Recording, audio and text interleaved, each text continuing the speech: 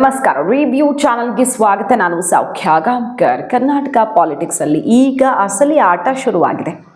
ಸಿದ್ದರಾಮಯ್ಯನವರಿದ್ದಾಗ D K Shivakumar ಅವರ ಲೆಕ್ಕಾಚಾರ ಇಂತಹ ರಣತಂತ್ರಗಳು ಸದ್ದಾಗ್ತಿದ್ವು. ಈಗ ಡಿ ಕೆ ಶಿವಕುಮಾರ್ ಅವರು CM ಆಗಿದ್ದಾರೆ. ತೆರೆಮರೆಯಲ್ಲಿ ಏನಾಗ್ತಿದೆ, ಸಿದ್ದರಾಮಯ್ಯನವ್ರದ್ದಂತೂ ಕಂಪ್ಲೀಟ್ ಮೌನ, ಗೌಪ್ಯತೆ ಕಾಪಾಡ್ಕೊಳ್ತಿದ್ದಾರೆ. ಒಂದೇ ಒಂದು ರಿಯಾಕ್ಷನ್ ಮೀಡಿಯಾ ಕೂಡ ಕೊಡ್ತಿಲ್ಲ, ಅದರಲ್ಲೇ ಗೊತ್ತಾಗ್ತಿದೆ. ಇನ್ನು ಸಚಿವ ಸಂಪುಟದಲ್ಲಿ ಸಿದ್ದರಾಮಯ್ಯನವ್ರು ಸಿಡ್ದೆದ್ದಿದ್ದು, ಅವರು ಅಂದುಕೊಂಡಿದ್ದೇ ಈಗ ಆಗ್ತಿರೋದನ್ನು ಗಮನಿಸ್ತಿದ್ದೀವಿ. ಬಸವರಾಜ ಶಿವಣ್ಣವರನ್ನ ಕೂರಿಸೋದಕ್ಕೆ ಈಗ ಕೊಟ್ಟವ್ರಿಗೆ, ಮಂತ್ರಿ ಸ್ಥಾನ ಕೊಟ್ಟವ್ರಿಗೆ ಕಿತ್ಕೊಂಡು ಕೆಳಗಿಳಿಸ್ಬೇಕಾಗಿದೆ. ಒಂದೇ ವಾರದಲ್ಲಿ ಅಂತಹ ಸಂದಿಗ್ಧತೆಯಲ್ಲಿ ಡಿ ಕೆ ಶಿವಕುಮಾರ್ ಸಿಕ್ಕಾಕೊಂಡಿದ್ದಾರೆ, ಹೈಕಮಾಂಡ್ ಸಿಕ್ಕಾಕೊಂಡಿದೆ. ಸೊ ಸಿದ್ದರಾಮಯ್ಯ ಪಟ್ಟು ಹಿಡಿದಿದ್ದನ್ನು ಸಾಧಿಸ್ತಿದ್ದಾರೆ. ನೋಡ್ತಾ ಇದ್ದೀವಿ ಅದೆಲ್ಲ ಆಗ್ತಾ ಇರೋದು. ಕೃಷ್ಣಪ್ಪ ಅವ್ರಿಗಾಗಲಿ ಅಥವಾ ಬಸವರಾಜ ಶಿವಣ್ಣವರಾಗಲಿ ಇಬ್ಬರಿಗೂ ಸಚಿವ ಸ್ಥಾನ ಕೊಡಿಸುವಲ್ಲಿ ಕೃಷ್ಣಪ್ಪನವ್ರದ್ದು ಅವರೇ ಶಕ್ತಿ ಪ್ರದರ್ಶನ ಮಾಡ್ತಾ ಇದ್ರು ಕೂಡ ಸಿದ್ದರಾಮಯ್ಯ ಕ್ಯಾಂಪು ಸೊ ಯಶಸ್ವಿ ಆಗ್ತಿದ್ದಾರೆ. ಅವ್ರು ಅಂದುಕೊಂಡಿದ್ದೆಲ್ಲ ಲೆಕ್ಕ ಪಕ್ಕ ಆಗ್ತಿದೆ. ಆದರೆ ಇದೆಲ್ಲ ಅಸಲಿ ವಿಚಾರ.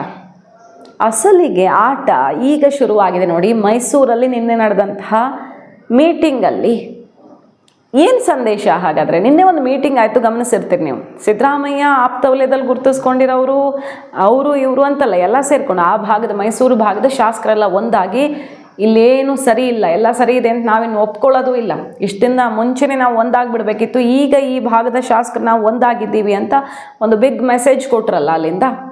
ಸಿದ್ದರಾಮಯ್ಯನವರ ಬರ್ತ್ಡೇ ಪ್ರೋಗ್ರಾಮ್ಗೂ ಗೈರಾಗಿ ಅಲ್ಲಿ ಮೈಸೂರು ಸರ್ಕಾರಿ ಅತಿಥಿ ಗೃಹದಲ್ಲಿ ಶಾಸಕರಾದ ಮಹದೇವಪ್ಪ, ವೆಂಕಟೇಶು, ತನ್ವೀರ್ ಸೇಠು ಸಭೆಯಲ್ಲಿ ಮಾತಾಡ್ತಿರ್ತಾರೆ. ಯತೀಂದ್ರ ಅವರ ಏಕಾಏಕಿ ಎಂಟ್ರಿ ಆಗುತ್ತೆ. ಮೇಲ್ನೋಟಕ್ಕೆ ಇದು ಕಂಡು ಬಂದಿದ್ದು ಹೆಂಗೆ? ಸಿದ್ದರಾಮಯ್ಯ ವಿರುದ್ಧವೇ ಮಹದೇವಪ್ಪ ಅವರು ಸಿಡಿದೆತ್ತಿದ್ದಾರೆ, ಸಿದ್ದರಾಮಯ್ಯ ವಿರುದ್ಧವೇ ವೆಂಕಟೇಶ್ ಅವರು ಸಿಡಿದೆತ್ತಿದ್ದಾರೆ, ಇವರೆಲ್ಲ ಒಂದಾಗಿದ್ದಾರೆ ಈಗ. ಸೊ ಸರ್ಕಾರದ ಮೇಲೆ ಸಿಟ್ಟು ಬಂದಿದೆ, ಸಿದ್ದರಾಮಯ್ಯನವ್ರ ಮೇಲೂ ಸಿಟ್ಟು ಬಂದಿದೆ, ಡಿ ಕೆ ಶಿವಕುಮಾರ್ ಮೇಲೂ ಮುನಿಸ್ಕೊಂಡಿದ್ದಾರೆ, ಹೈಕಮಾಂಡ್ ಮೇಲೂ ಮುನಿಸ್ಕೊಂಡಿದ್ದಾರೆ ಅನ್ನೋ ಥರ ಕಾಣಿಸ್ತಿದೆಯಲ್ಲ. ಇದು ಅಸಲಿಗೆ ಸಿದ್ದರಾಮಯ್ಯನವ್ರಿಗೆ ಅನುಕೂಲ. ಹೇಗೆ? ನಾಳೆ ಯಾರೇ ಬಂಡೆದ್ರು, ನಾಳೆ ಯಾರು ಯಾವ ಸ್ಟೆಪ್ ತಗೊಂಡ್ರು, ಸಿದ್ದರಾಮಯ್ಯನವ್ರು ಸರ್ಕಾರ ಬೀಳಿಸಿದ್ರಪ್ಪ, ಸಿದ್ದರಾಮಯ್ಯನವ್ರು ಡಿ ಕೆ ಶಿವಕುಮಾರ್ ಅವ್ರಿಗೆ ತೊಂದರೆ ಕೊಟ್ರಪ್ಪ ಅನ್ನೋ ಗೂಬೆ ಸಿದ್ದರಾಮಯ್ಯನವ್ರ ಮೇಲೆ ಕೂರಲ್ಲ.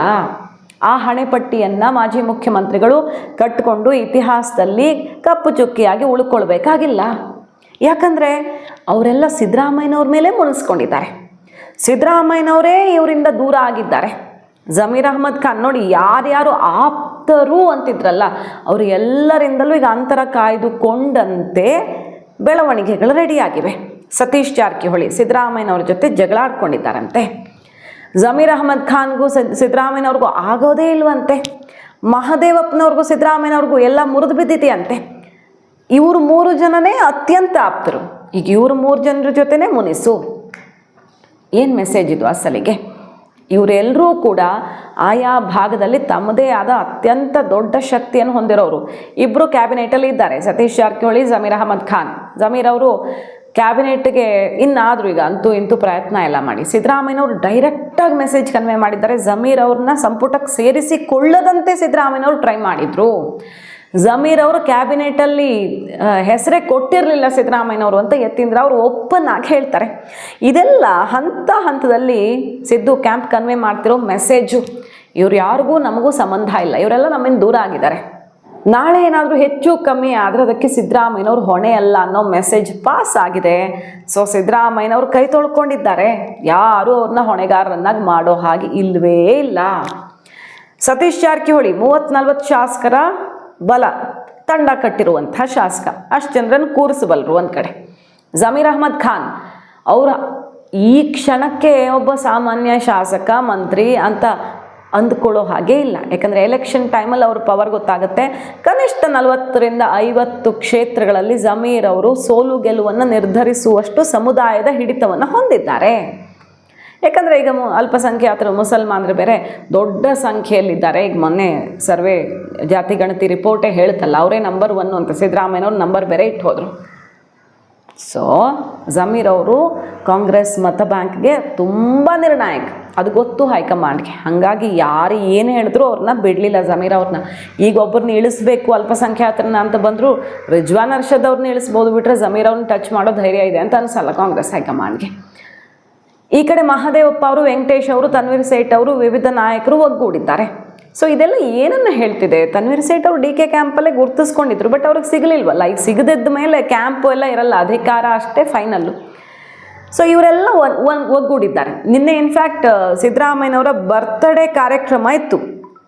ಕಾಂಗ್ರೆಸ್ನ ಪ್ರಮುಖರೆಲ್ಲರೂ ಕೂಡ ಕಾಣಿಸ್ಕೊಂಡಿದ್ರು ಅಲ್ಲಿ. ರಮೇಶ್ ಕುಮಾರ್ ಅವರು, ಮಾಜಿ ಸ್ಪೀಕರು ರಮೇಶ್ ಕುಮಾರ್ ಅವರು ಮತ್ತು ಖಾದರ್ ಅವರು, ಸುಮಾರು ಜನ ಪ್ರಮುಖರು ಮುಖಂಡರು ಭಾಗಿಯಾಗಿದ್ದರು. ಸಿದ್ದರಾಮಯ್ಯನವರ 79ನೇ ಹುಟ್ಟುಹಬ್ಬದ ಪ್ರಯುಕ್ತ ಜಿಲ್ಲಾ ಕಾಂಗ್ರೆಸ್ ಕಚೇರಿಯಲ್ಲಿ ಪೊಲಿಟಿಕಲ್ ಮಾರ್ಚ್ ಕಾರ್ಯಕ್ರಮ. ಆ ಕಾರ್ಯಕ್ರಮಕ್ಕೆ ಕೈ ಕೊಟ್ಟು ಈ ಹಿರಿಯರು ಸಪ್ರೇಟಾಗಿ ಸಭೆ ಮಾಡ್ತಾರೆ. ಈ ನಮ್ಮ ಭಾಗಕ್ಕೆ ಅನ್ಯಾಯ ಆಗಿದೆ, ಯಾರಿಂದ ಆಯಿತು, ಹೇಗಾಯಿತು ಅನ್ನೋ ಬಗ್ಗೆ ಎಲ್ಲ ಚರ್ಚೆ ಮಾಡಿದ್ದೀವಿ. ನಾವು 3 ಜನ ಯಾವತ್ತೋ ಒಂದಾಗಬೇಕಿತ್ತು, ಈಗ ಕಾಲ ಬಂದಿದೆ, ಈಗೆಲ್ಲ ಸರಿ ಇಲ್ಲ ಅನ್ನೋದನ್ನು ಓಪನ್ ಆಗಿ ಹೇಳ್ತಿದ್ದೀವಿ. 3 ಜನ ಒಂದೊಂದು ಸಮುದಾಯದ ನಾಯಕರು ಇಲ್ಲಿಂದಲೇ ನಾವು ದೊಡ್ಡ ಸಂದೇಶ ಕೊಡ್ತಿದ್ದೀವಿ ಅಂತ ಓಪನ್ ಆಗಿ, ಇದು ಸಂದೇಶ ನಾವು ಕೊಟ್ಟಿದ್ದೀವಿ ಈಗ ಅಂತ ಓಪನ್ ಆಗಿ ಹೇಳ್ತಿದ್ದಾರೆ. ಸೊ ಇದು ಮುಂದಿನ ದಿನಗಳಲ್ಲಿ ಯಾವ್ಯಾವ ತಿರುವನ್ನು ಪಡ್ಕೊಳ್ಳುತ್ತೆ ಗೊತ್ತಿಲ್ಲ. ಹಳೆ ಮೈಸೂರು ಭಾಗದಲ್ಲಿ ಒಂದು, ಬೆಂಗಳೂರಲ್ಲಿ ಒಂದು, ಅಲ್ಪಸಂಖ್ಯಾತರಲ್ಲಿ ಒಂದು, ಹಿಂದುಳಿದವರಲ್ಲಿ ಒಂದು, SC ಒಂದು, ST ಒಂದು, ಈ ರೀತಿ ಸಮುದಾಯವಾರು ಚೆಕ್ಮೇಟ್ಗಳಿದು, ಮಾಸ್ಟರ್ ಸ್ಟ್ರೋಕ್ಗಳಂತೆ ಕಾಣ್ತಿದೆ. ಸಿದ್ದರಾಮಯ್ಯನವರ ಈ ಲೆಕ್ಕಾಚಾರ ಇದೆಯಲ್ಲ, ಅವರು ಯಾವಾಗಲೂ ಕೂಡ ಕ್ಯಾಲ್ಕುಲೇಷನ್ಗೆ ನಿಲುಕದಂತೆಯೇ ರಾಜಕೀಯ ಹೆಜ್ಜೆಗಳನ್ನು ಇಟ್ಕೊಂಡು ಬಂದವರು. ಸಿದ್ದರಾಮಯ್ಯನವ್ರದ್ದೆಲ್ಲ ಮುಗೀತು, ಅವ್ರು ರಾಜಕೀಯ ಎಕ್ಸಿಟೇ ಆಗಿಬಿಟ್ರು ಈಗ ಚುನಾವಣಾ ರಾಜಕಾರಣದಿಂದ. ಸೊ DKಗೇನು ಟೆನ್ಷನ್ ಇಲ್ಲ, ಎಲ್ಲ ಸ್ಮೂತಾಗಿ ಟ್ರಾನ್ಸಿಷನ್ ಆಯಿತು ಅಂತ ಅಂದುಕೊಳ್ತಿದ್ರೆ ಅದಕ್ಕಿಂತ ಮೂರ್ಖತನ ಮತ್ತೊಂದಿಲ್ಲ. ಯಾಕಂದರೆ ಸಿದ್ದರಾಮಯ್ಯನವರ ಅಸಲಿ ಆಟ ಈಗ ಶುರುವಾಗಿದೆ ಅನ್ನೋದು ಸ್ಪಷ್ಟವಾಗಿ ಕಾಣಿಸುತ್ತೆ. ಮೇಲ್ನೋಟಕ್ಕೆ ಕಾಣಿಸ್ತಿರೋದೇ ಒಂದು, ಅಲ್ಲಿ ನಡೀತಿರೋದೇ ಬೇರೆನಾ? ಅದಕ್ಕೆ ನನಗೆ ಈ ಅಭಿವೃದ್ಧಿ ಕೆಲಸದಲ್ಲಿ ತೊಡಗಿಸೋದಕ್ಕೆ ರಾಜ್ಯ ಸರ್ಕಾರ ಅವಕಾಶ ಮಾಡಿಕೊಡ್ತು ಪಕ್ಷ, ಅದಕ್ಕೆ ನಾನು ಆಭಾರಿಯಾಗಿದ್ದೇನೆ. ಅದನ್ನು ಹೊರತುಪಡಿಸೋ ಸದ್ಯಕ್ಕೆ ರಾಜಕೀಯವಾಗಿ ಏನೂ ಪ್ರತಿಕ್ರಿಯೆ ಇಲ್ಲ. ನಿಮಗೆಲ್ಲ ಧನ್ಯವಾದಗಳು. ಕರೆದಂತಹ ಸಂದರ್ಭದಲ್ಲಿ ಮಾತಾಡೋಕ್ಕೆ ಸಿದ್ಧರಾಗಿದ್ದೇವೆ. ಗೌರವಕ್ಕೆ ರಾಜಿ ಮಾಡ್ಕೊಳ್ಳೋ ಪ್ರಶ್ನೆ ಇಲ್ಲ, ಸ್ವಾಭಿಮಾನಕ್ಕೆ ಧಕ್ಕೆ ಬರೋಕ್ಕೆ ಬಿಡಲ್ಲ. ಸೊ ಇದನ್ನು ಒಟ್ಟಾಗಿ ನಾವು ಈಗೇನು ಚರ್ಚೆ ಮಾಡ್ತಾ ಇದ್ದೀವಿ, ಇದರಲ್ಲಿ ಅನೇಕ ಪ್ರಶ್ನೆಗಳು ನಿಮ್ಮ ಮುಂದೆನೂ ಇದೆ, ಅದಕ್ಕೆ ಉತ್ತರಗಳು ನಮ್ಮ ಹತ್ರನೂ ಇಲ್ಲ. ಜೊತೆ ಜೊತೆ ಜೊತೆ ಕೂಡಿರೋದೇ ಆರಂಭ, ಮುಂದೆ ಹೆಜ್ಜೆ ಹಾಕ್ತೀವಿ. ಪರ್ಟಿಕ್ಯುಲರ್ ಆಗಿ ಸಿದ್ದರಾಮಯ್ಯನವರು ಈ ಭಾಗಕ್ಕೆ ಸ್ಥಾನಗಳನ್ನ ಕೊಡಿಸ್ತಿಲ್ಲ ಅನ್ನುವಂಥ ಕೂಗುಗಳು ತುಂಬಾ ದೊಡ್ಡ ಮಟ್ಟದಲ್ಲಿ. ನಾವು ಯಾರ ಮೇಲೂ ದೂರ ಆಡಲ್ಲ. ಸಿದ್ದರಾಮಯ್ಯ ಅವ್ರು ಕೊಡಿಸ್ಬೇಕಾಗಿತ್ತ ಅಥವಾ ನಮ್ಮ ಬದ್ಧತೆನ ನಾವು ಯಾರ ಜೊತೆ ಸೇರ್ಕೊಂಡಿದ್ವಿ ಅವರು ಯಾಕೆ ಕೊಡಿಸಿಲ್ಲ ಅನ್ನೋದು ಈ ಪ್ರಶ್ನೆಗಳು ಒಂದು ಕಡೆಗೆ. ವರಿಷ್ಠರು ಈ ಭಾಗಕ್ಕೆ ಯಾವ ರೀತಿಯ ತೀರ್ಮಾನಗಳು ತಗೋಬೇಕಾಗಿತ್ತು ತಗೊಂಡಿಲ್ಲ. ಅಷ್ಟಂತೆ ಹೇಳಿ ನಾವು ಕೈ ಕಟ್ಕೊಂಡು ಕೂತ್ಕೊಳ್ಳೋಕ್ಕಾಗಲ್ಲ. ನಾವು ಈ ಭಾಗದಲ್ಲಿ ನಮ್ಮ ಚಿಂತನೆ ಏನು, ಆ ಧ್ವನಿ ಇಲ್ಲದೆ ಇರುವಂಥ ವರ್ಗಗಳ ಸೇವೆ ಮಾಡುವಂಥದ್ದು ಏನಿದೆ ಅದಕ್ಕೆ ಇನ್ನಷ್ಟು ಬಲಿಷ್ಠವಾಗಿ ಕೆಲಸ ಮಾಡುವಂಥ ಚಿಂತನೆ ಮಾಡ್ತೀವಿ. ಈಗ ನೋಡಿ, ಸಂಪುಟ ಖಾತೆ ಹಂಚಿಕೆ ಆಗಿದೆ. ರಾಜೀನಾಮೆ ಕೊಡಿಸೋದು ಸೆಷನ್ ಆದಮೇಲೆ ಕೊಡಿಸ್ತಾರೆ. ಇಬ್ಬರು ತೆಗಿಬೇಕು, ಹೊಸಬ್ರನ್ನ ಹಾಕಬೇಕಂದ್ರೆ ಆ ಇಬ್ಬರನ್ನ ಕೆಳಗಿಳಿಸುವ ಕೆಲಸ ಅಧಿವೇಶನ ಆದಮೇಲೆ ಆಗುತ್ತೆ ಅಂತ DKನೇ ಹೇಳಿದ್ದಾರೆ. ಈಗ ಖಾತೆ ಹಂಚಿಬಿಡ್ತಾರೆ, ಆಮೇಲೆ ಬೇಕಿದ್ರೆ ಅಲ್ಲಿ ಬೇರೆಯವ್ರನ್ನ ತಂದು ಕೂರಿಸ್ಬೋದು. ಯಾಕಂದರೆ ಈಗ ಆನ್ಸರ್ ಮಾಡಬೇಕಲ್ಲ ಸೆಷನ್ನಲ್ಲಿ, ಯಾರ್ಯಾರ ಪ್ರಶ್ನೆ ಆಯಾ ಇಲಾಖೆಯವರು ಮಾತಾಡಬೇಕಾಗತ್ತೆ, ಮುಜುಗರ ಆಗುತ್ತೆ. ಸೊ ಕೂರಿಸ್ತಿದ್ದಾರೆ. ದೊಡ್ಡ ಬದಲಾವಣೆ ಆಗಿದೆ ಖಾತೆಯಲ್ಲೂ ಕೂಡ. ಆರೋಗ್ಯ ಇಲಾಖೆ ಯತೀಂದ್ರ ಅವ್ರಿಗೆ ಬರುತ್ತೆ ಅಂತ ಸುದ್ದಿ, ಈಗ ಆಲ್ಮೋಸ್ಟ್ ಅದು ಮುದ್ರೆ ಬೀಳುತ್ತೆ ಮಧ್ಯಾಹ್ನ ಅಷ್ಟೊತ್ತಿಗೆ. ಈಗ ಕಳಿಸ್ಕೊಟ್ಟಿದ್ದಾರೆ, ಏನಾಗುತ್ತೆ ಅನ್ನೋದನ್ನು ನೋಡಬೇಕು. ಆರೋಗ್ಯ ಖಾದರ್ ಅವರಿಂದ ಯತೀಂದ್ರ ಸಿದ್ದರಾಮಯ್ಯನವ್ರಿಗೆ ಹೋಗುತ್ತೆ ಅಂತ ಈಗ ಸದ್ಯ ಮಾಹಿತಿ ಸಿಗ್ತಾ ಇರೋದು. ಇಂಥ ಚರ್ಚೆ ನಿನ್ನೆಯಿಂದ ನಡೀತಾ ಇದೆ. ಮತ್ತು ಸಮಾಜ ಕಲ್ಯಾಣ ಮುನಿಯಪ್ಪನವ್ರಿಗೆ, ಸಮಾಜ ಕಲ್ಯಾಣ ಇಲಾಖೆಗೆ ಪಟ್ಟು ಹಿಡಿದಿದ್ರು, ಫಸ್ಟ್ ಲಿಸ್ಟಲ್ಲಾದವರಲ್ವ ಅವರೆಲ್ಲ. ಏರ್ಪೋರ್ಟಿಗೆ ಹೋಗಿ ರಾಹುಲ್ ಗಾಂಧಿ ಅವರೆದುರು ರಾಜೀನಾಮೆ ಮಾತು ತನಕ ಆಡಿದ್ರು. ಈಗ ಅವ್ರಿಗೆ ಸಮಾಜ ಕಲ್ಯಾಣ ಇಲಾಖೆ ಕೊಡ್ತಾರೆ ಅಂತ ಹೇಳ್ತಿದ್ದಾರೆ. ಮತ್ತು ಖಾದರ್ ಅವ್ರಿಗೆ ವರ್ಕ್ ಮೈನಾರಿಟಿ ಕೊಡೋದು, ವಸತಿ ಇಲಾಖೆಯನ್ನು ಜಮೀರ್ ಅವ್ರಿಗೆ ಆ್ಯಸ್ ಯೂಶುವಲ್ ಅವ್ರನ್ನೇ ಮುಂದುವರಿಸೋದು. ಹಿಂದೆ ಅದೇ ಜವಾಬ್ದಾರಿ ನಿಭಾಯಿಸಿದ್ರು ಅವರು. ಆ ರೀತಿ ಮಧು ಬಂಗಾರಪ್ಪ ಅವ್ರಿಗೆ ಪ್ರಾಥಮಿಕ ಶಿಕ್ಷಣ, ಸೌದಿ ಅವ್ರಿಗೆ ಅವ್ರು ಕೇಳಿದಂತೆ ಸಹಕಾರ ಸಚಿವರು.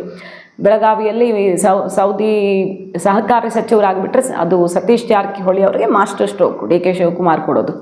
ಆ ಜಿಲ್ಲೆಯ ಕಂಪ್ಲೀಟ್ ಹಿಡಿತ ಒಬ್ಬರ ಕೈಯಲ್ಲಿಲ್ಲದಂತೆ ಡಿವೈಡ್ ಆಗುತ್ತೆ. ಸಹಕಾರಿ ಇಲಾಖೆ ಅಂದರೆ ಅತ್ಯಂತ ಸ್ಟ್ರಾಂಗ್ ಆಗಿ ತಳಮಟ್ಟದಲ್ಲಿ ಹಿಡಿತ ಹೊಂದಿರೋ ಇಲಾಖೆ ಆಗಿರೋದ್ರಿಂದ ಲಕ್ಷ್ಮಣ್ ಸವದಿ ಅವರು ಅದೇ ಖಾತೆ ಪಡ್ಕೊಂಡು ಬಿಟ್ಟರೆ ಅದು ಸತೀಶ್ ಜಾರಕಿಹೊಳಿಗೆ DK ಕೊಡೋ ಚೆಕ್ಮೇಟ್ ಆಗುತ್ತೆ. ಅಲ್ಲೆಲ್ಲ ಶುರುವಾಗುತ್ತೆ ಕ್ಯಾಲ್ಕುಲೇಷನ್ನು. ಚಲುವರಾಯಸ್ವಾಮಿ ಕೃಷಿ ಸಚಿವರು, ರಿಜ್ವಾನ್ ಅರ್ಷದ್ ಆಹಾರ ಸಚಿವ ಸದ್ಯ ಕೇಳಿ ಬರ್ತಿರೋದು, ಬಟ್ ಅವ್ರು ರಾಜೀನಾಮೆ ತಗೊಳ್ಳೋ ಚಾನ್ಸ್ ಇದೆ ಆಮೇಲೆ ಸೆಷನ್ ಆದಮೇಲೆ. ಸಂತೋಷ್ ಲಾಡ್ ಕಾರ್ಮಿಕ ಸಚಿವರು, ಬಾಲಕೃಷ್ಣ ಸಣ್ಣ ನೀರಾವರಿ ಮಾಗಡಿ ಬಾಲಕೃಷ್ಣ ಅವ್ರಿಗೆ, ಪುಟ್ಟರಂಗ್ ಶೆಟ್ಟಿ ಪಶುಸಂಗೋಪನಾ ಸಚಿವ, ಜಮೀರ್ ಅವ್ರಿಗೆ ಈಗಾಗಲೇ ಹೇಳ್ದಂಗೆ ವಕ್ಫ್ ಮತ್ತು ವಸತಿ, ಮಲ್ಲಿಕಾರ್ಜುನ್ ಅವ್ರಿಗೆ ಗಣಿ ಖಾತೆ, ಅಜಯ್ ಸಿಂಗ್ ಅವ್ರಿಗೆ ಅರಣ್ಯ, ಉನ್ನತ ಶಿಕ್ಷಣ ಖಾತೆಗೆ ಬಸವರಾಜ ರಾಯರೆಡ್ಡಿ ಅವರು, ಮುನಿಯಪ್ಪನವ್ರಿಗೆ ಸಮಾಜ ಕಲ್ಯಾಣ ಚೇಂಜ್ ಮಾಡಿಕೊಡ್ಲಿದ್ದಾರೆ, ಬಸವಂತಪ್ಪ ಅವ್ರಿಗೆ ಮೀನುಗಾರಿಕೆ ಖಾತೆ. ಈ ರೀತಿ ಸದ್ಯಕ್ಕೀಗ ಕಂಡು ಬರ್ತಿರೋದು. ಹಾಗಾಗಿ ಡಿ ಕೆ ಶಿವಕುಮಾರ್ ಅವರು ತಕ್ಕ ಮಟ್ಟಿಗೆಲ್ಲ ಸರಿ ಮಾಡ್ಕೊಳ್ತಿದ್ದೀನಿ ಅಂದ್ಕೋತಿದ್ರು, ತುಂಬ ಪ್ರೆಷರಲ್ಲಿ ಸಿಕ್ಕಾಕ್ಕೊಂಡಿದ್ದಾರೆ. ಕೊನೆ ಪಕ್ಷ ಮಿನಿಸ್ಟ್ರ್ ಮಾಡೋದು ಬಿಟ್ಟಾಕಿ ಖಾತೆ ಹಂಚಿಕೆಯನ್ನು ಬರೆದು ಕಳಿಸ್ಕೊಟ್ಟಿದೆ ಹೈಕಮಾಂಡ್ ಕೊಟ್ಟ ಖಾತೆನೇ ಈಗಿಂತಿಂಥವ್ರಿಗೆ ಅಂತ ಹಂಚುವಂಥ ಅನಿವಾರ್ಯತೆಯಲ್ಲಿ ಡಿ ಕೆ ಸಿಕ್ಕಾಕ್ಕೊಂಡಿದ್ದಾರೆ. CM ಪರಮಾಧಿಕಾರ ಕ್ಯಾಬಿನೆಟು ನೋ, ಖಾತೆ ಹಂಚೋದು ಇಲ್ಲ, ಆಯ್ಕೆ ಮಾಡೋದು ಇಲ್ಲ, ಅಂತಹ ಸ್ಥಿತಿ ಕರ್ನಾಟಕ ಕಾಂಗ್ರೆಸ್ಸಲ್ಲಿ ಫಸ್ಟ್ ಟೈಮ್ ಈ ಹಂತಕ್ಕೆ. ಎಲ್ಲ ಸಲನೂ ನಡೆಯೋದು ಹೈಕಮಾಂಡಿಂದನೇ, ಬಟ್ ಈ ಥರ ಪಟ್ಟಿ ಚೇಂಜ್ ಮಾಡಿ, ಹೆಸರು ಕಟ್ಟು ಮಾಡಿ, ಎರಡನೇ ಸಲ ಮತ್ತಿರೋರನ್ನ ಕ್ಯಾನ್ಸಲ್ ಮಾಡಿ ಹೊಸಬ್ರನ್ನ ತಗೊಂಡು, ಇದೆಲ್ಲ ಫಸ್ಟ್ ಟೈಮ್ ಇನ್ ಹಿಸ್ಟ್ರಿ ಅಂತ ಕಾಂಗ್ರೆಸ್ನ ನಾಯಕರೇ ಆಡ್ಕೊಳ್ತಿದ್ದಾರೆ.